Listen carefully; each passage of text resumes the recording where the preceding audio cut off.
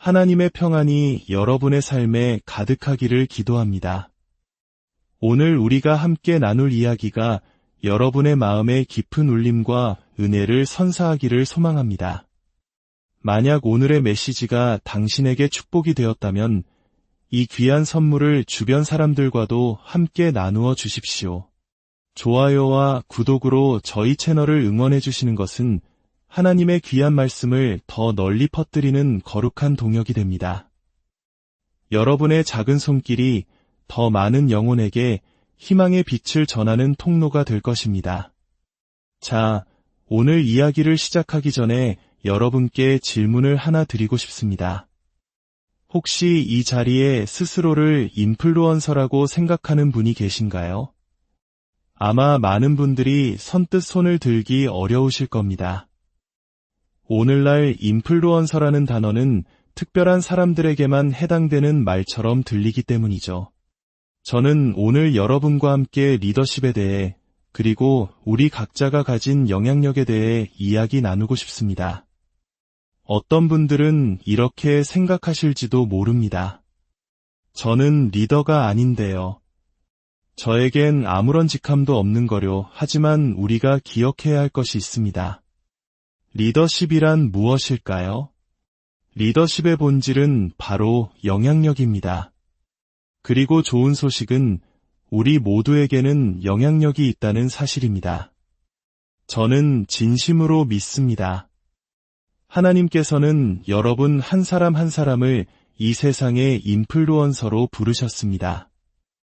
오늘 우리가 계속해서 되새길 핵심 메시지는 이것입니다. 당신은 결코 알지 못합니다. 당신이 무심코 건넨 대화 한마디, 따뜻한 격려의 말 한마디, 혹은 사랑의 표현 하나가 누군가의 인생을 어떻게 바꾸어 놓을지 말입니다. 하나님께서 당신의 그 작은 순간, 그 한마디의 말을 사용하여 한 사람의 삶을 송두리째 변화시킬 수 있다는 사실을 우리는 상상조차 할 수 없습니다. 그런데 왜 우리는 스스로를 인플루언서라고 생각하지 못할까요? 저는 그 이유가 오늘날의 세상 문화가 영향력이라는 단어의 진정한 의미를 빼앗아갔기 때문이라고 생각합니다. 제가 인터넷에서 인플루언서란 무엇인가? 라고 검색해 보았습니다. 가장 먼저 나온 정의는 이렇더군요. 인플루언서란 자신의 권위, 지식 또는 팔로워와의 관계를 바탕으로 다른 사람의 구매 결정에 영향을 미칠 힘을 가진 개인이다. 저는 이 정의를 보고 고개를 갸우뚱할 수밖에 없었습니다. 영향력을 가진 사람이 고작 다른 사람의 구매 결정에 영향을 미치는 사람이라니요. 제가 자랄 때만 해도 선생님들은 학생들의 삶에 지대한 영향을 미치는 분들이었습니다. 제 인생의 방향을 바꾸어 놓은 코치님들도 계셨습니다. 주일학교 선생님들은 아이들의 영혼을 빚어가는 귀한 인플루언서였습니다. 하지만 오늘날 대부분의 사람들은 인플루언서라고 하면 유명인이나 소셜미디어 스타 혹은 콘텐츠 크리에이터를 떠올립니다. 참으로 안타깝고 어쩌면 비성경적인 현실입니다. 그래서 오늘 저는 여러분과 함께 인플루언서라는 단어의 본래 의미를 되찾고 싶습니다. 오늘 메시지의 제목은 당신의 영향력을 낭비하지 마십시오입니다. 사랑하는 하나님 아버지, 성령님의 능력으로 저희 마음을 움직여 주시옵소서.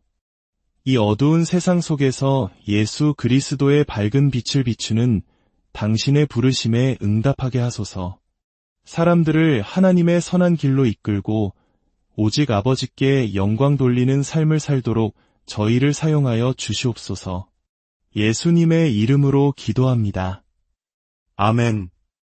우리 함께 하나님의 말씀인 마태복음 5장으로 들어가 보겠습니다. 예수님께서는 우리에게 우리가 누구인지를 분명히 말씀해 주십니다. 13절부터 시작합니다. 너희는 세상의 소금이니 너희는 세상의 빛이라. 여러분, 우리가 누구라고요? 우리는 세상의 소금과 빛입니다. 소금은 부패를 막고 맛을 내며 정화하는 역할을 합니다. 빛은 어둠을 몰아내고 길을 밝힙니다. 여러분은 바로 그런 존재입니다. 예수님께서는 이어서 말씀하십니다. 산 위에 있는 동네가 숨겨지지 못할 것이요 사람이 등불을 켜서 말 아래에 두지 아니하고 등경 위에 두나니 이러므로 집안 모든 사람에게 비치느니라. 이같이 너희 빛이 사람 앞에 비치게 하여 그들로 너희 착한 행실을 보고 하늘에 계신 너희 아버지께 영광을 돌리게 하라. 오늘날 우리가 가진 영향력에 대한 오해는 그것이 거대한 플랫폼에서 시작된다고 믿는 것입니다. 수만 명의 팔로워가 있어야만 영향력이 있다고 생각하죠. 하지만 진실하고 지속적인 영향력은 언제나 플랫폼이 아닌 사람에게서 시작됩니다. 당신의 삶의 반경 안에 있는 바로 그 사람들에게서 말입니다. 제 이야기를 잠깐 들려드리겠습니다. 저는 한 교회의 담임 목사로 섬기고 있습니다. 만약 누군가 제게 그 교회를 시작하는데 누가 영향을 주었나요? 라고 묻는다면 많은 사람들은 아마 저와 제 아내 그리고 27년 전 작은 차고에 모였던 40여 명의 사람들이라고 답할 것입니다. 하지만 그 이야기 뒤에는 더 깊은 이야기들이 숨어 있습니다. 닉 해리스라는 목사님이 계십니다. 제가 처음 예수님을 믿고 목회자로 부름받았다고 느꼈을 때 저는 경영학을 전공한 평범한 대학생이었습니다. 신학학위가 없었기 때문에 어떤 교회에서도 저를 받아주지 않았죠. 그러던 어느 날 제가 출석하던 교회의 닉 목사님께서 다음 주일에 복음을 전할 테니 친구들을 최대한 많이 데려오라고 말씀하셨습니다. 저는 대학교 동아리방으로 달려가 술에 취해 있던 친구들에게 외쳤습니다. 얘들아, 다음 주에 나랑 다 같이 교회 가는 거다. 물론 친구들은 욕설을 섞어가며 거절했지만 저는 끈질기게 설득해서 결국 17명을 교회에 데리고 갔습니다. 예배가 시작되고 목사님께서 오늘 친구를 데려온 분이 있다면 친구와 함께 자리에서 일어나 주십시오라고 말씀하셨습니다. 저는 아직 술이 덜 깬 친구들 3줄과 함께 자리에서 일어났습니다. 그 광경을 본 목사님은 잠시 놀라시더니 옆에 있던 다른 교역자에게 마이크가 켜진 줄도 모르고 이렇게 속삭이셨습니다. 저기 저 친구 보이지? 당장 저 친구를 채용하게. 그것이 제가 목회자가 된 계기였습니다.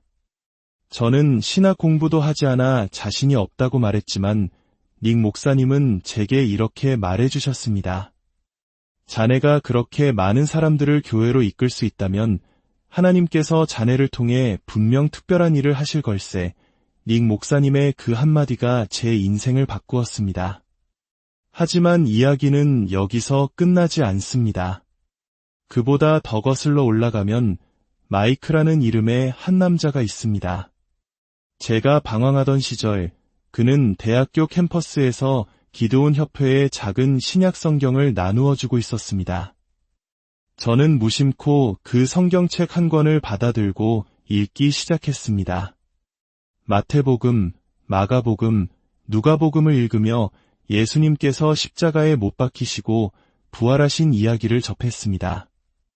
그리고 에베소서에서 우리가 행위가 아닌 오직 하나님의 은혜로 구원받는다는 말씀을 읽었을 때 저는 한 야구장 한가운데서 무릎을 꿇고 죄 많고 깨어진 모습 그대로 예수님을 제 삶의 주인으로 영접했습니다. 그러니 제 교회의 시작에 영향을 준 사람을 꼽자면 이름도 얼굴도 모르는 마이크와 그 성경책이 제 손에 오기까지 헌금하고 수고한 수많은 사람들을 빼놓을 수 없을 것입니다. 그리고 그보다 더 이전에는 제가 존경하던 한 선배가 있었습니다. 그는 운동도 잘했지만 무엇보다 인품이 훌륭한 사람이었습니다. 어느 날 그의 손목에서 빛나는 팔찌를 보고 멋지다고 칭찬하자 그는 제게 팔찌에 새겨진 글꼴을 보여주었습니다.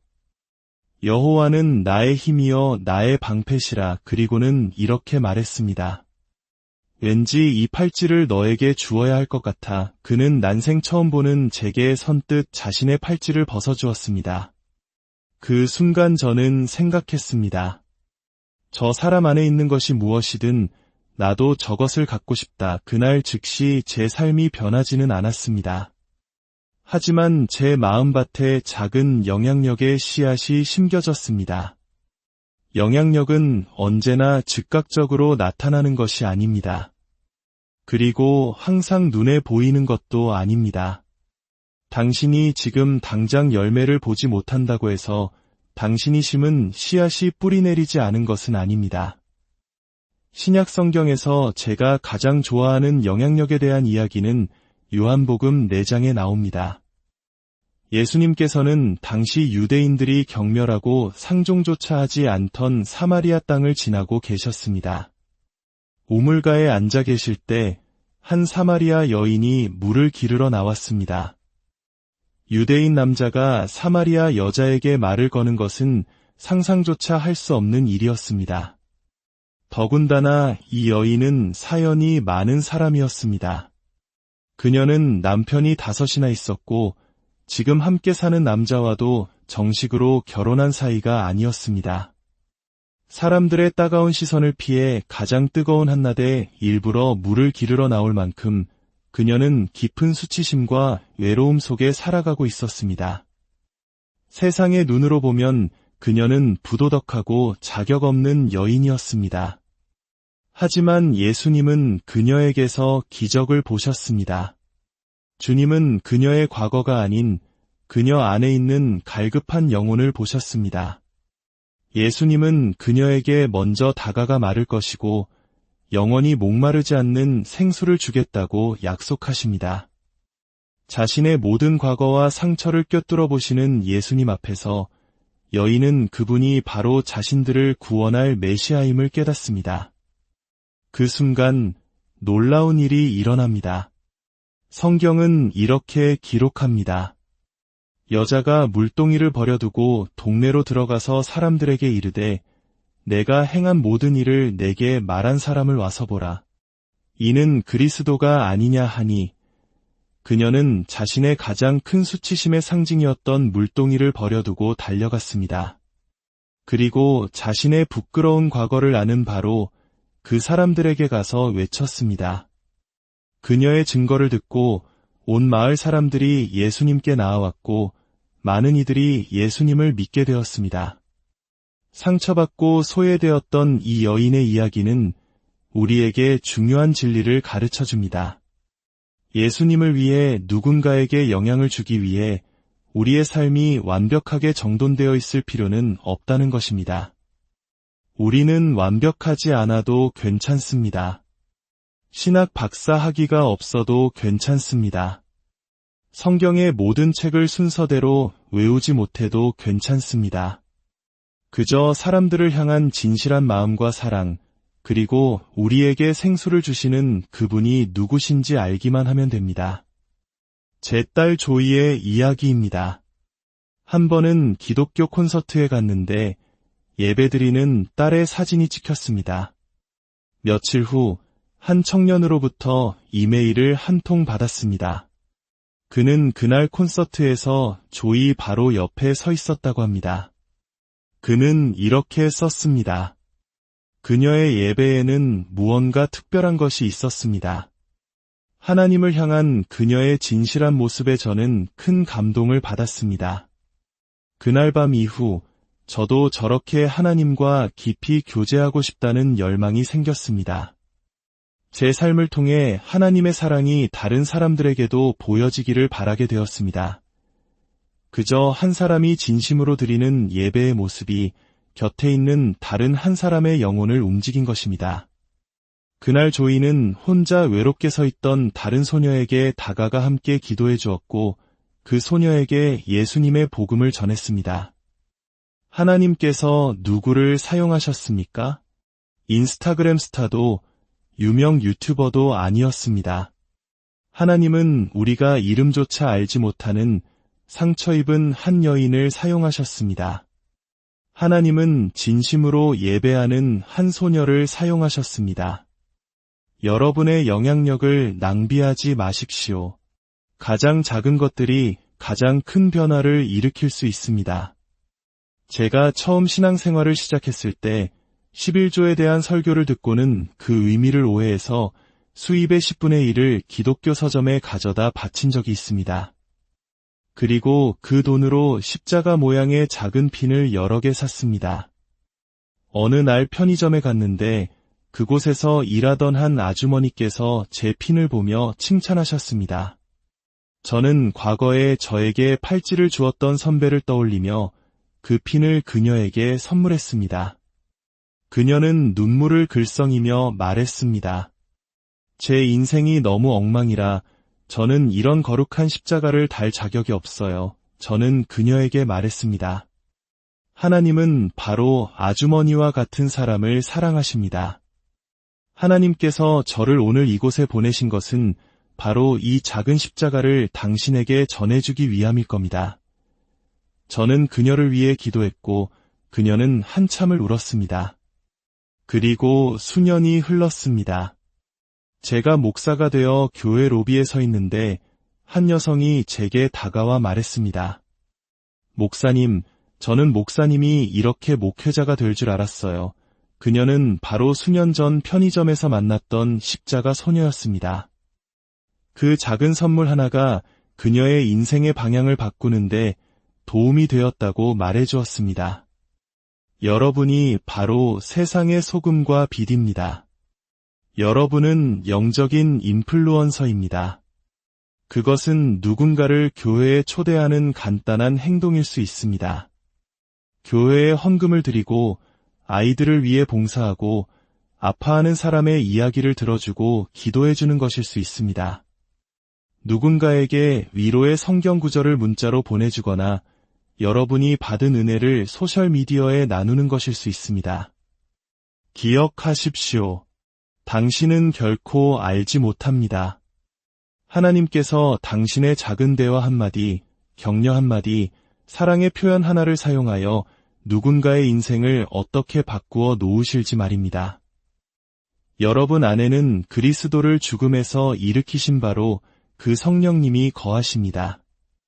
여러분이 어떤 방에 들어갈 때 희망이 그 방에 함께 들어갑니다. 도움이 함께 들어가고 치유가 함께 들어갑니다. 왜냐하면 여러분이 바로 삶을 변화시키는 그리스도의 능력을 지니고 있기 때문입니다. 이제 다시 한번 묻겠습니다. 오늘 이 말씀을 듣는 여러분 가운데 하나님의 인플루언서는 몇 분이나 계십니까?